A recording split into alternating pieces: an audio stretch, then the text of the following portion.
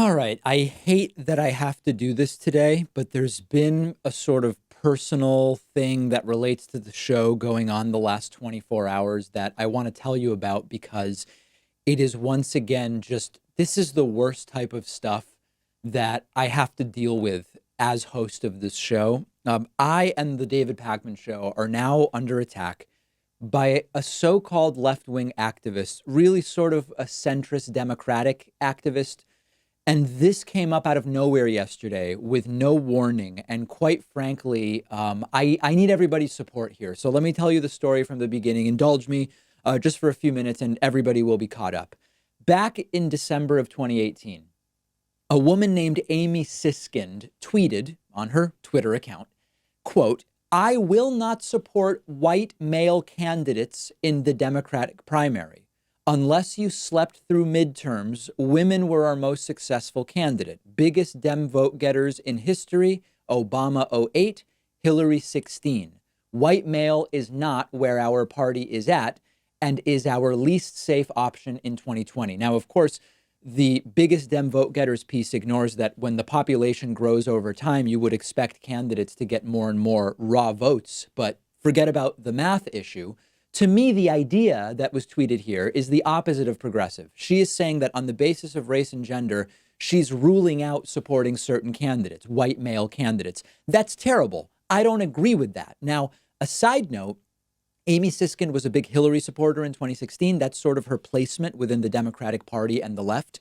And that's fine. She's part of the Hillary wing of the party, which she's perfectly well allowed to do. And that has nothing to do with the criticism that I responded with. So at the time, I replied, isn't there something not progressive about preemptively dismissing a candidate based on their race and gender? I feel like there's a word to describe that. As a progressive, I won't be jumping on board with that idea.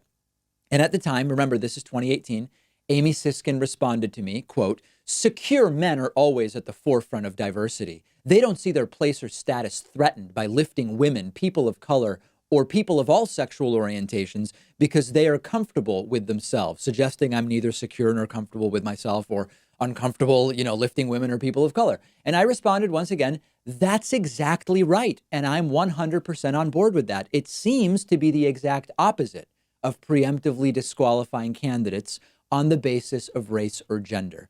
Now, tons of people saw this exchange and started retweeting it. And by the next morning, Amy Siskind had blocked me on Twitter. The next day, I tweeted about this, saying, "The intolerant left is small, but horrible. Amy Siskind said she wouldn't vote for anyone white or male in 2020. I pointed out this is the definition of racism and sexism. I respectfully questioned her approach. She blocked me." This sent her into an absolute rage. And in addition to having blocked me on Twitter, she sought me out on Facebook. At the time, she found me on Facebook and left me the following message on my personal Facebook account, where she said, quote, remember, I was teaching as an adjunct at Boston College shortly before this. She says, "I called Boston College to launch a complaint that you should not be teaching young minds, but they said you do not teach there. I reported you anyway because you should not be invited back. May want to update your Facebook page to reflect reality." Now, of course, I taught at BC in 2017. Facebook reflected that. As an adjunct, I'm not permanently employed BC. So if you call them during a semester where I'm not teaching, they would say, he doesn't work here right now. And so she was right. These are her words. She said she called BC and told them that I should not be teaching there. This became quite a story. Joe Rogan and Bill Burr talked about this exchange that I had with Amy Siskind on Joe Rogan's program. I later went on Joe Rogan's program in June of 2019, and Joe and I spoke about it, and we put Amy Siskind's tweet, Joe's producer put Amy Siskind's tweet up on the screen. And then I never heard anything about it again. Okay, that was June of 2019. It's been 7 months until yesterday. Completely out of nowhere, Amy Siskind appears on the David Pakman Show Facebook page and posts, quote, "You're a liar, David. I never tried to get you fired. I pointed out your LinkedIn page didn't even include an adjunct position, and you were embellishing. You owe me a public apology. You completely made it up to get attention. Now, as you can see, this is factually wrong. Notice in her post in December, she says it's my Facebook profile that misstated my position at Boston College. In her post yesterday, she says she was pointing something out from LinkedIn. So clearly she doesn't remember the post. I don't know which is accurate. Was it because of Facebook or because of LinkedIn? But then she went on to post to our Facebook page yesterday, again, out of nowhere. We haven't heard from her for 6-7 months.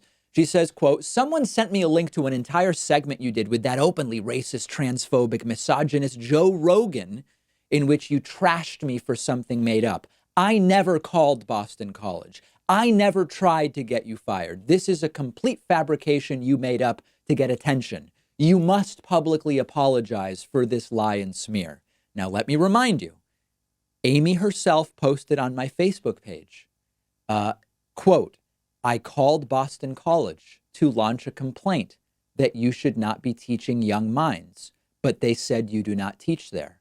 I reported you anyway because you should not be invited back.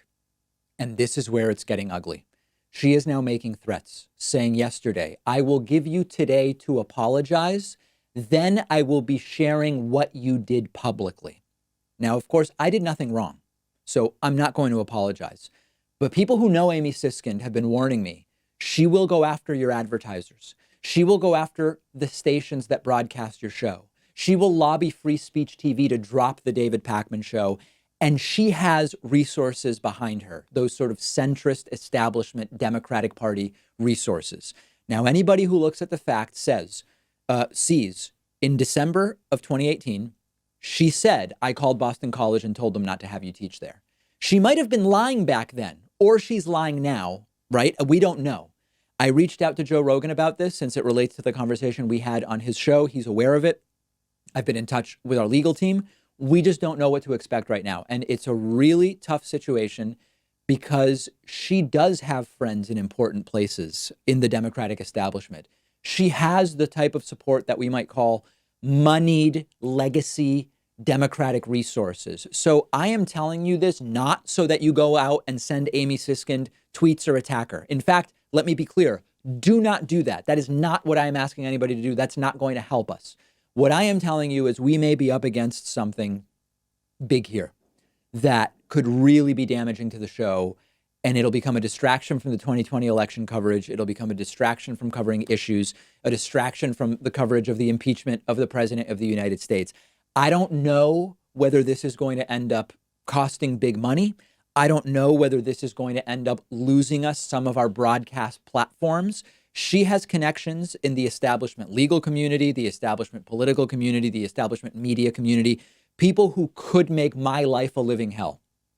And demanding an apology with an ultimatum does not bode particularly well. So I'm letting you know what's going on.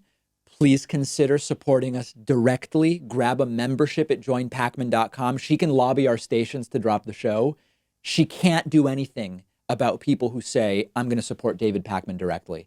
Grab a membership at joinpakman.com. Use Patreon, patreon.com/David Pakman Show. We do not want to be bullied, but we need to recognize that she could bring some significant sort of bully pulpit power against us. It's horrible. This has been really stressful over the last 24 hours. I will keep you posted. That's the full story as I know it for now. One of our sponsors is privacy.com. They're giving you $5 when you sign up for their completely free service at privacy.com/Pakman. I've been using Privacy for a little over a year now. You've heard me talk about it before. It's a lifesaver, and here's how it works. Takes just a couple of minutes to set up. Anytime you buy something online or on the phone, instead of actually using your real credit card number, the Privacy app and the browser plugin let you give each company a randomized virtual credit card number that you create out of thin air. It'll even autofill the card number with one click. And the payment is taken out of your checking account without the merchant ever knowing your real information. So this allows you to keep your banking information secure, but also to take control of your finances. You can create up to 12 of these virtual credit cards a month. You can set spending limits. You can freeze them. You can delete them anytime you want. So when you do this, it means you're not going to be charged when you don't want to be, because you can destroy the virtual card number right after using it, which, for instance, I love using free trials because I know I won't be charged when the trial is over if I use a virtual credit card number. You're keeping your identity private by not telling companies who you are. You're keeping your bank or credit card info protected against data breaches and identity theft, and it's free. There's no catch whatsoever. But if you want, Privacy also offers a $10 a month plan that gives you 1% cash back and lets you create 36 credit cards a month, and a $25 a month plan tailored more for small businesses where you can create 60 card numbers a month and much more. But definitely go ahead and at least get started with the free plan. You'll protect your financial info. Companies can't charge you unexpectedly. And like I said, you'll get $5 to spend when you sign up at privacy.com/Pakman.